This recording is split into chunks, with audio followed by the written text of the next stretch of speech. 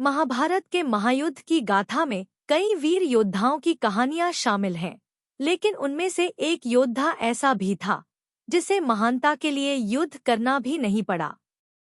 यह योद्धा था बर्बरीक, जिसे दुनिया तीन बाणधारी के नाम से भी जानती है। बर्बरीक का जीवन, बलिदान और उसके अनोखे गुण महाभारत के सबसे अद्भुत और प्रेरणादायक अध्यायों में से एक हैं। बर्बरीक महाभारत के सबसे शक्तिशाली योद्धाओं में से एक थे। वे भीम के पौत्र और घटोत्कच के पुत्र थे। वे माता मौरवी और पिता घटोत्कच के पुत्र होने के कारण एक अद्वितीय क्षमता और शक्ति के धनी थे। बर्बरीक ने अपनी माता से वचन दिया था कि वे हमेशा कमजोर पक्ष का साथ देंगे।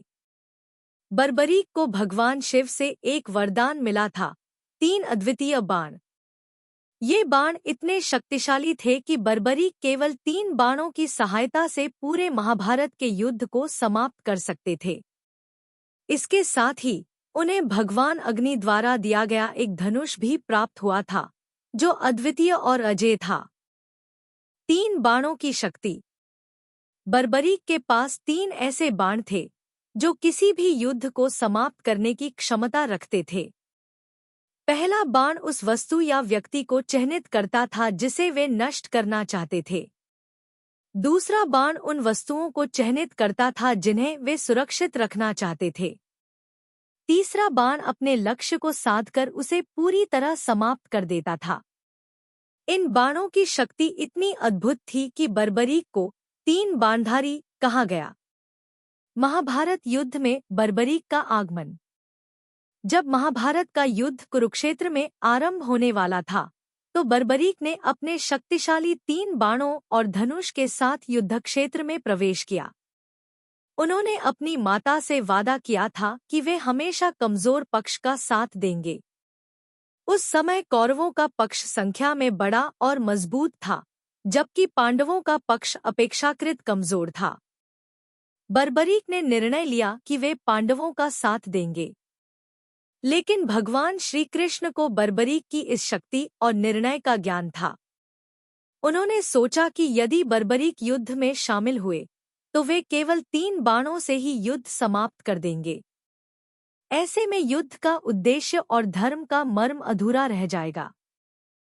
श्री कृष्ण और बर्बरीक का संवाद। श्री कृष्ण ने बर्बरीक से युद्धक्षेत्र में मिलने का निश्चय किया। वे ब्राह्मण के वेश में बर्बरीक के पास पहुंचे और उनसे उनके बाणों की शक्ति के बारे में पूछा। बर्बरीक ने बताया कि वे केवल 3 बाणों की सहायता से पूरी दुनिया को समाप्त कर सकते हैं। श्री कृष्ण ने बर्बरीक से उनकी शक्ति की परीक्षा लेने को कहा। उन्होंने एक पीपल के पेड़ को लक्ष्य बनाने को कहा। बर्बरीक ने एक बाण चलाया और वह बाण पेड़ के सभी पत्तों को चिह्नित कर गया। इसके बाद श्री कृष्ण ने अपने पैर के अंगूठे से एक पत्ता छुपा लिया, लेकिन बाण ने श्री कृष्ण के अंगूठे के पास जाकर घूमना शुरू कर दिया। तब श्री कृष्ण ने बर्बरीक की शक्ति को समझ लिया। बर्बरीक का बलिदान। श्री कृष्ण ने बर्बरीक से कहा कि यदि वे इस युद्ध में शामिल हुए तो यह धर्मयुद्ध नहीं रह जाएगा। उन्होंने बर्बरीक से उनका सिर मांगा ताकि धर्म की रक्षा की जा सके। बर्बरीक ने खुशी खुशी अपना सिर दान कर दिया। बर्बरीक ने भगवान कृष्ण से केवल एक ही वरदान मांगा, युद्ध का पूरा दृश्य देखने का अवसर। श्री कृष्ण ने बर्बरीक का सिर एक ऊंची जगह पर स्थापित कर दिया, जहां से उन्होंने पूरे महाभारत युद्ध को देखा। बर्बरीक के सिर का दृष्टिकोण। महाभारत युद्ध समाप्त होने के बाद पांडवों और श्री कृष्ण के बीच बातचीत हुई। जब पांडवों ने युद्ध में अपनी विजय का श्रेय अर्जुन को दिया, तो श्री कृष्ण ने कहा कि विजय का सही साक्षी बर्बरीक का सिर है।